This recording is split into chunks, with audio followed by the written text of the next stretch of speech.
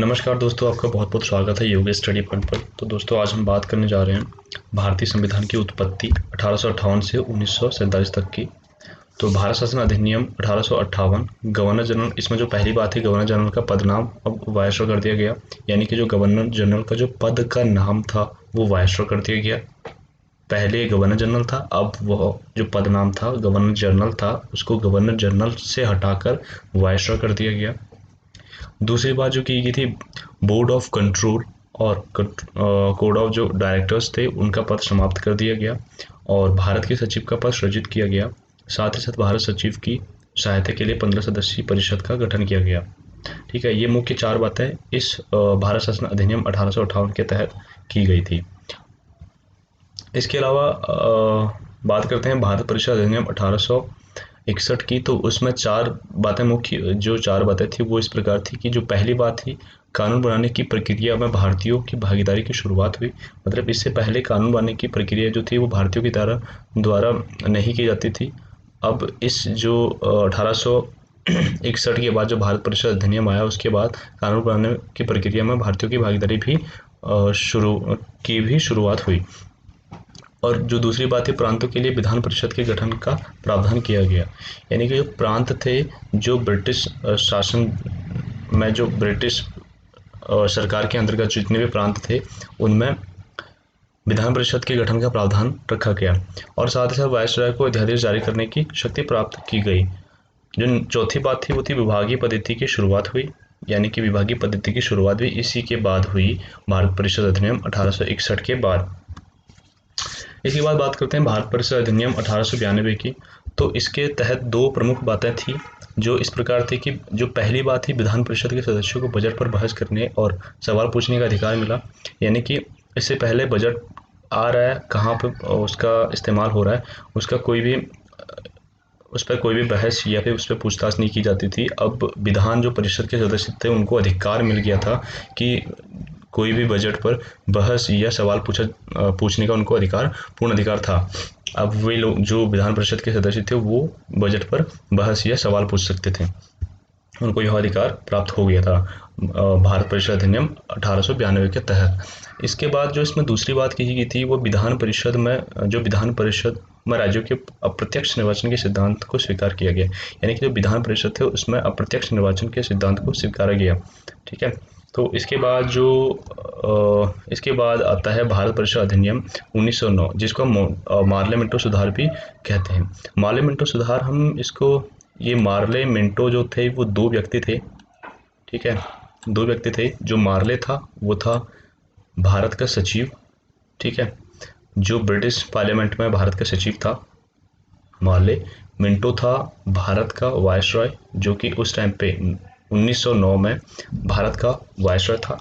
तो इसको भारत परिषद अधिनियम या मार्ले मिंटो सुधार भी कहा जाता है। इसमें जो प्रमुख तीन बातें थी उसमें जो प्रमुख पहली बात थी वो थी, पहली बार वायसरॉय की परिषद कार्यपालिका में किसी भारतीय को शामिल किए जाने का निर्णय लिया गया। यानी कि जो पहली बार जो वायसरॉय की परिषद है, यानी कि जो भारत में वायसरॉय की कार्यपालिका है उसमें भारतीयों को भी शामिल किया जाएगा। ठीक है, भारत में जो वायसरॉय की परिषद है उसमें भारतीयों को भी शामिल किया जाएगा।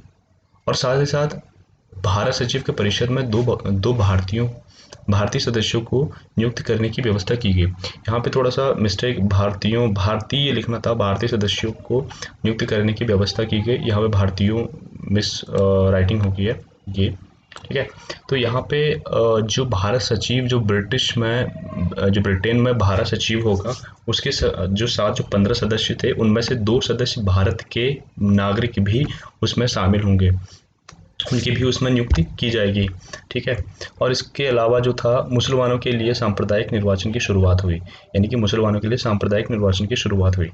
ठीक है, इसके अलावा जो था भारत शासन अधिनियम 1919 मॉन्टेग्यू चैम्सफोर्ड।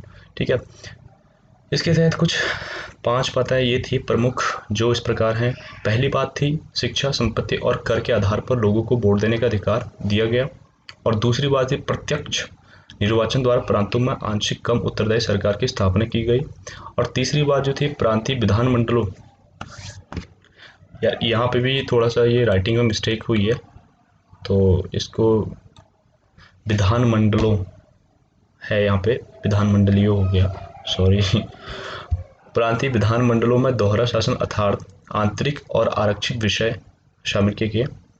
और इसके अलावा जो था, चौथी बात है लोक सेवा आयोग यानी कि यूपीएससी के गठन का प्रावधान लाया गया। पांचवी बात जो थी, राज्यों का बजट केंद्र से अलग किया गया, यानी कि जो राज्य थे, राज्यों का बजट केंद्र से अलग किया जाएगा। वो इसमें इसकी जो मुख्य बात ये थी, राज्यों का बजट केंद्र से अलग किया गया था। इसके अलावा आता है भारत परिषद अधिनियम 1935। तो इसके तहत कुछ ये 7 बातें थी जो इस प्रकार हैं। पहली बात की गई थी, अखिल भारतीय संघ की स्थापना का प्रावधान किया गया, यानी कि पहली बार अखिल भारतीय संघ की स्थापना का प्रावधान किया गया, ठीक है। और इसके अलावा जो दूसरी बात है, लिखित रूप से केंद्र और राज्यों के बीच शक्तियों का विभाजन किया गया, यानी कि पहली बार लिखित रूप से इन रिटर्न में केंद्र और राज्यों के बीच जो शक्तियों का बंटवारा है, जो विभाजन है, उसको लिखित रूप से लिखा गया। इसके अलावा तीसरी बात जो थी, प्रांतों में द्वैत शासन की समाप्ति की गई, यानी कि जो प्रांत थे, प्रांतों में जो ब्रिटिश सरकार के जो प्रांत थे, प्रांतों में द्वैत शासन की समाप्ति की गई। चौथी बात थी, प्रांतों में उत्तरदायी सरकार की स्थापना की गई, प्रांतों में। और पांचवी बात है, गवर्नर की परिषद में समान सदस्य शामिल होंगे जो राज्यों के निर्वाचित सदस्य होंगे, यानी कि पहले गवर्नर की जो परिषद थी उसमें कोई पहले सदस्य निर्वाचित जो नहीं होते थे वो भी इस परिषद में शामिल हो जाते थे। परंतु अब जो थे, अब क्योंकि यहाँ पे पहले बोला गया था ना एक जगह पे, यहाँ पे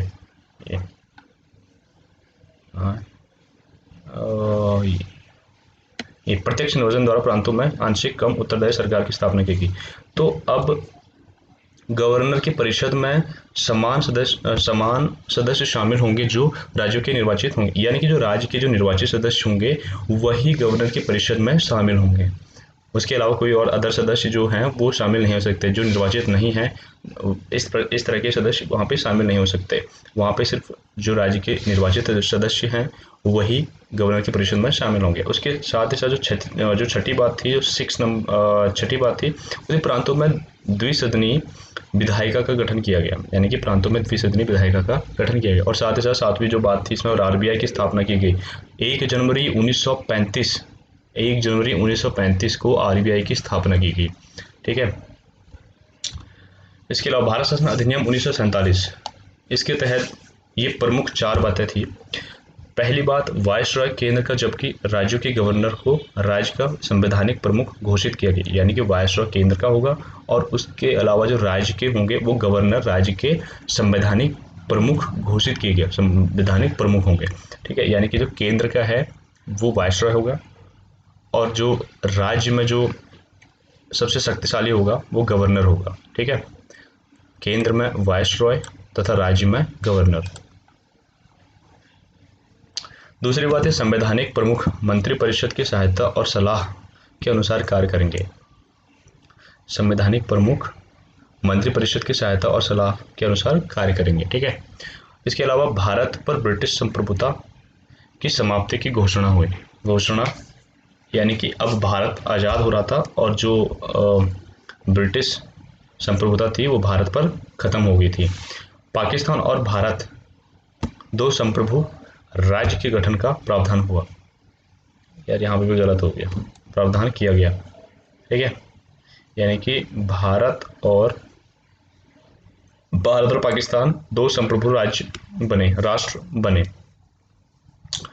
बस इतना ही था इसमें कुछ। और अगर आपको कहीं और से कुछ और भी अगर आपको मिल जाए पढ़ने के लिए तो आप और भी इसमें ऐड ऑन कर सकते हैं। तो ये महत्वपूर्ण बातें थी जो इस प्रकार थी। तो अगर आपको यह वीडियो अच्छी लगी तो लाइक, शेयर और सब्सक्राइब करें मेरे यूट्यूब चैनल को। ऐसी वीडियो और देखने के लिए कमेंट करें। Thank you so much for watching.